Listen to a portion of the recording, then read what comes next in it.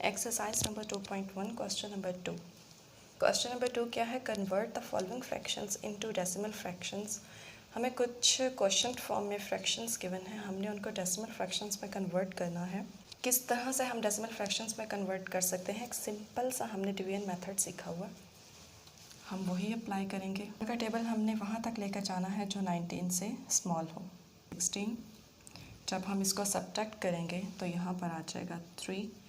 अब जो हमारा रिमाइंडर है 3 वो छोटा हो गया है और जो हमारा डिवाइज़र है वो बड़ा है, तो हम क्या करेंगे, हम पॉइंट लगाएंगे और यहाँ पर एक 0 एक्सटेंड कर देंगे। अब हमने 4 का टेबल लेकर जाना है फिर इसके करीब,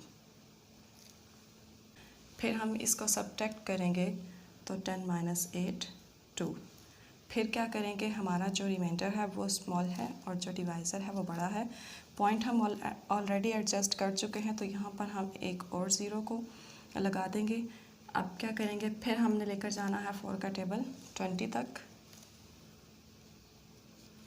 कंप्लीट हो गया और हमारी जो डेसिमल फॉर्म थी 4.70 19/4 को, तो यही हमारा फाइनल आंसर है। हमने क्या करना था, जो क्वेश्चन फॉर्म हमारे पास गिवन है उसको हमने कन्वर्ट करना था डेसिमल फॉर्म में। डेसिमल फॉर्म क्या होती है? जिसमें पॉइंट होता है।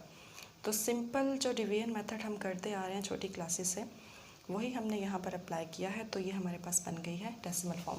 नेक्स्ट पार्ट है 5/8। इसको भी हमने डेसिमल फॉर्म में कन्वर्ट करना है और सेम वही मेथड अप्लाई करेंगे हम। ऊपर वाला नंबर होता है मतलब न्यूमरेटर, उसको हम अंदर रखते हैं और जो डिनोमिनेटर होता है उसको हम बाहर रखते हैं। मतलब जो अंदर वाला नंबर है वो छोटा है और जो डिवाइज़र है बाहर वाला नंबर वो बड़ा है।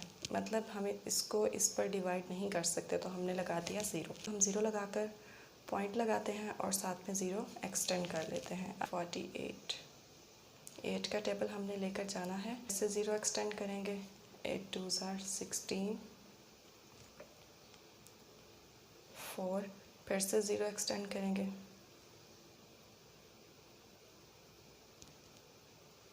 8 5 40। तो ये यहाँ पर कंप्लीट हो गया।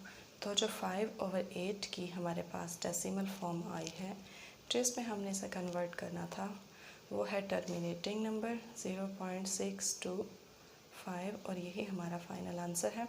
बाकी जो पार्ट्स हैं बिल्कुल सेम है। वैसे तो इन क्वेश्चंस को कैलकुलेटर पर भी सॉल्व कर सकते हैं, लेकिन अगर ये शॉर्ट क्वेश्चन में आ जाए 2 मार्क्स का 3 मार्क्स का, तो फिर ये प्रोसेस करना जो है वो ज़रूरी है।